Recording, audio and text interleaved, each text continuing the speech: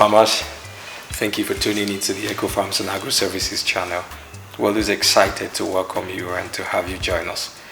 Currently, we're doing great on our YouTube channel. Thank you for those who have subscribed, who have made comments on our contents, who have taken time to share with other farmers. We're eager to have access to more farmers because we know there is a need for contents designed to help farmers overcome growing challenges in the field. We encourage you to please share our contents with other farmers who will value these contents. Drop a comment where necessary and do not forget to subscribe. Take care.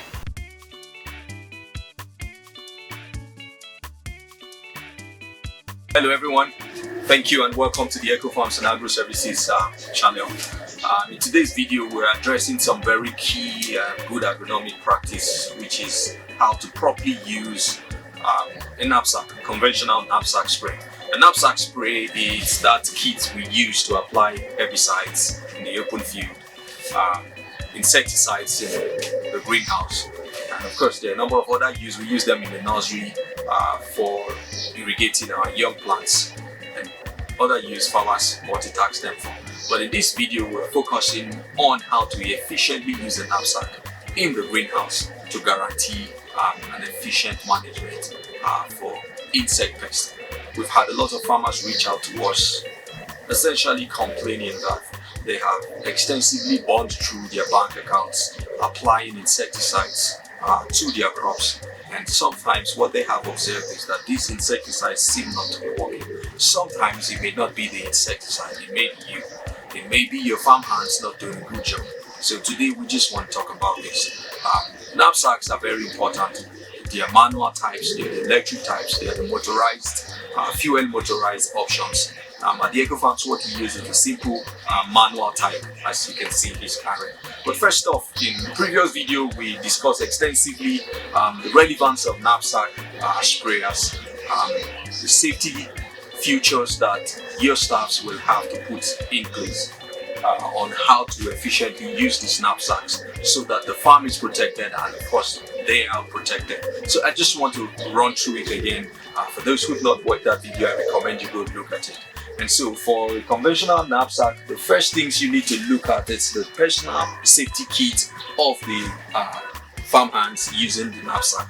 Remember that the greenhouse is a protected area.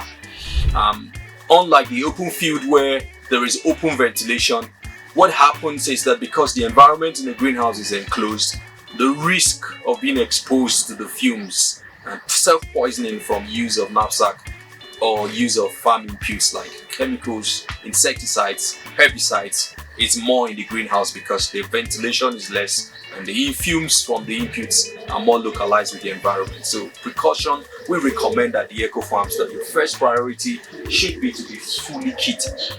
We are not strangers to the challenge with farm hands being not so excited about wearing their full kit because it's uncomfortable, because it's challenging to work with such environment. But we recommend at least basic minimum you should consider ensuring that your farm hands wear their full kit.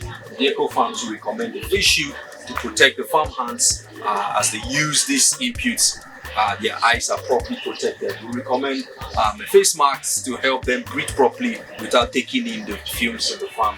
We recommend the farm coat that we put. Importantly, we recommend that they are cautious. A farm hand who is not very healthy, who is not feeling very fine, shouldn't carry the weight of the knapsack. Most knapsack comes around 16 to 20 liters and they may be very heavy, and so precaution. If your staffs are not very healthy, we recommend that you lay them off from working on that day.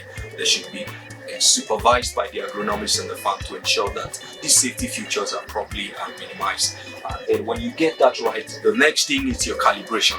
How do you calibrate your knapsack to ensure that it's properly used? When it comes to calibration, there are a number of features that should be discussed. The first thing is the nozzle, and there are different nozzles for different features.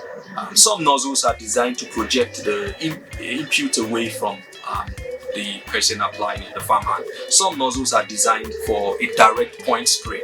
Some nozzles are designed for a fine jet spray. What we recommend for the greenhouse use is the fine jet spray.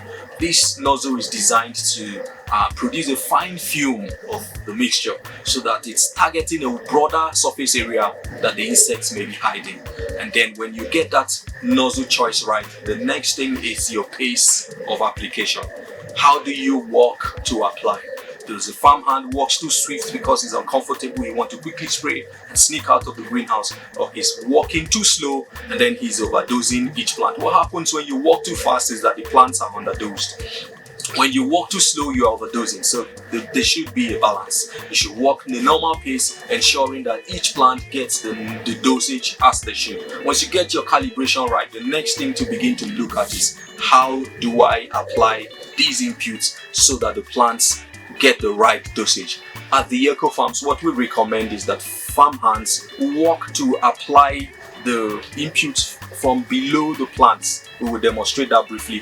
From below the plants and above. You don't just pass them or above them and think you have done the proper fumigation.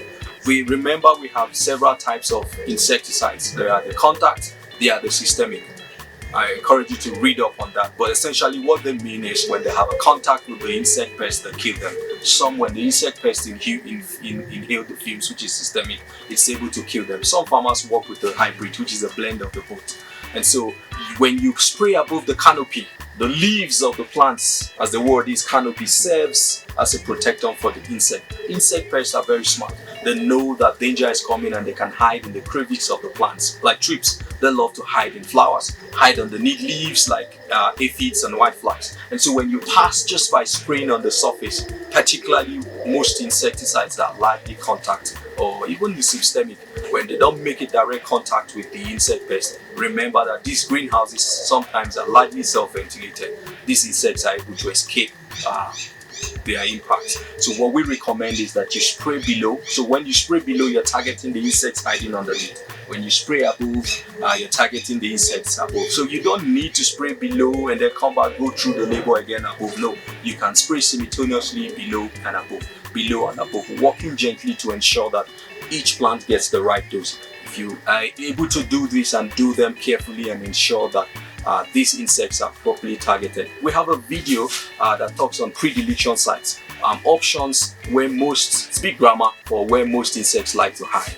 Thrips will love to hide in the flowers of your plants. They will hide underneath the joints of the leaves. They can hide around the pedicel, which is the beginning of where the fruit curves out, and they are properly shielded from sun, from any insecticide. Aphids and whiteflies love to hide underneath the leaves. Very few insect pests you will see on the surface of the leaves. And so it's normal good agronomic practice to turn the leaves to just check when you are scouting, and that's the right place to target. A farmer who practices these protocols, good agronomic protocols, is most likely to get the fair results from use of his inputs as against a farmer who is careless to let his farmhands just rush through the farm because he's uncomfortable, spraying just the surface of the input. Just some key nuggets as we conclude. When you are mixing your insecticide, whatever formulation, be them the organic or the synthetic, you must ensure that these formulations are properly homogeneously mixed. Most we recommend at the Ecofarms is that you introduce your insecticide content before you fill with water. Fill to half the volume, properly gyrate or shake to ensure it's properly mixed before you top it up to the volume. What this does is that as you introduce the water to properly dissolve and dilute, there's more room for as the water goes in to mix properly and homogeneously.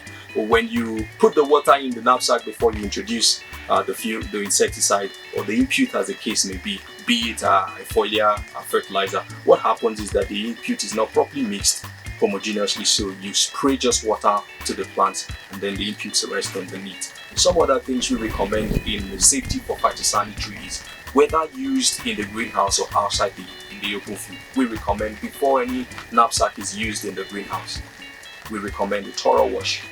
We also recommend that knapsacks should be properly catalogued and registered for use for herbicide spray, for use for insecticide spray. This is to help so that you are not using the wrong insecticide or the wrong knapsack that was used for the wrong input to spray the wrong thing. What we have learned in practice is that farm hands are careless. If you don't do this, follow these precautions, you may have a worker who uses a knapsack to spray herbicide. And then he comes in, he hasn't washed, he hasn't checked whether it's for knapsack, the knapsack is for herbicide or insecticide. He just goes to mix his formulation and burn off your crops because their residual volume of the herbicide that we use in the open field, the early plants he's spraying are going to get burnt. So these precautions are necessary to help that you get results. So we're going to go ahead and do the demonstration. Stay tuned.